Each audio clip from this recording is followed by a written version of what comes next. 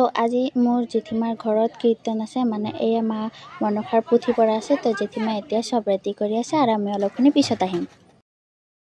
তো মই এতিয়া সন্ধিয়া বাতি দি কেনে জেঠিমাৰ ঘৰত কীৰ্তনলৈ যাই আছো বলক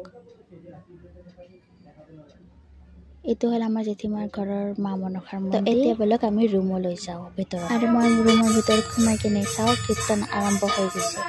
আৰু আমি চাওঁ অলপখিনি কীৰ্তন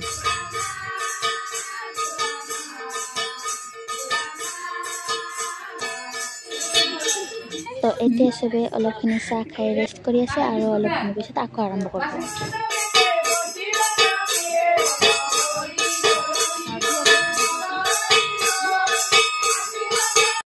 তো এতিয়া আমি সবৰ কাৰণে প্ৰসাদ ৰেডি কৰি আছো মই আৰু মোৰ ভণ্টিয়ে মিলি কেনে তো এয়া এতিয়া সবে প্ৰসাদ খাল তো এতিয়া ময়ো যাই আছো মোৰ ঘৰলৈ বাই